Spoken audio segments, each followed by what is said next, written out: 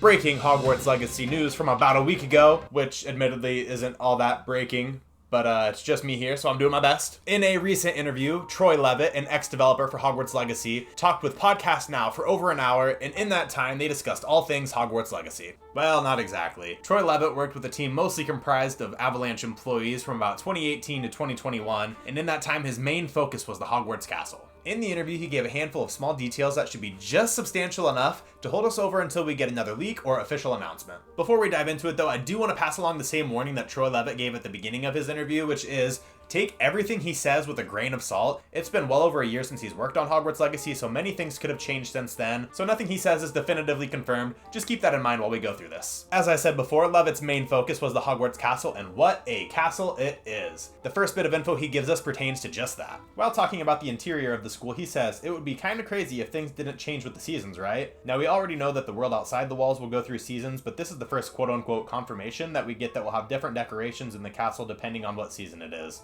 It maybe even infers that we have different decorations in the game that pertain to the seasons outside the game as well. So things like Christmas, Halloween, Valentine's Day, stuff like that. Halloween was always a pretty big staple in the Harry Potter series, so it would really seem like a missed opportunity for it to not be included in the game somehow. One of the next things he talks about is the moving staircases. Right now you're probably like, seriously? Stairs? If you're like me though, you're probably dying for any tidbit of information we can get, and at this point I'd settle for knowing like what kind of potatoes we get in the Great Hall.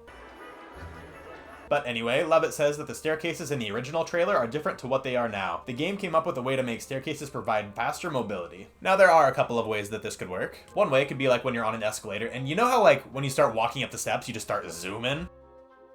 That could be what he meant by that, but it almost feels a little bit too literal. What I imagine he meant is that they really just optimized the locations of the stairs. So instead of having to run down hallway A to get to the stairs to go to the Great Hall, maybe there's just stairs at the beginning of the hallway. Or let's say you want to get from the left side of the 5th floor to the right side, and instead of walking all the way around the perimeter, you just hop on a moving staircase that takes you from the center of this side to the center of that side. Speaking of optimizing though, we already know that there's going to be tunnels and secret passageways that get us from point A to point B in the castle, so let me know which tunnel from the books or movies that you're most hoping gets into the game. While you're down there, I'd also appreciate it if you hit the like button and subscribe if you enjoy the content. In the rest of the interview, Leavitt kind of just talks about what it was like working there and how great the team is. He mentions that what we saw in the state of play is just a skeleton of what the game actually is, and it is a really, really big game. He also talks about NPCs, and it goes without saying that there are a lot of NPCs in Hogwarts Legacy. He states that at one point they were naming the NPCs after Avalanche employees, but they quickly ran out of names, so he just started making them up. He named one goofy character Grippy Whifferton, and even though I know nothing about this character, I hope that he stays in the game based off of his name alone. If my little Cliff Notes version of this made you want to go listen to the full hour-and-a-half interview, once again that was done over on the Podcast Now channel. I'll link it in the description, and if you'd like the latest news, leaks, and tidbits of information we get on Hogwarts Legacy, I've got more videos like this one. I'll go ahead and link here. But that's all I've got for you this time. I'll catch you next time, nerds.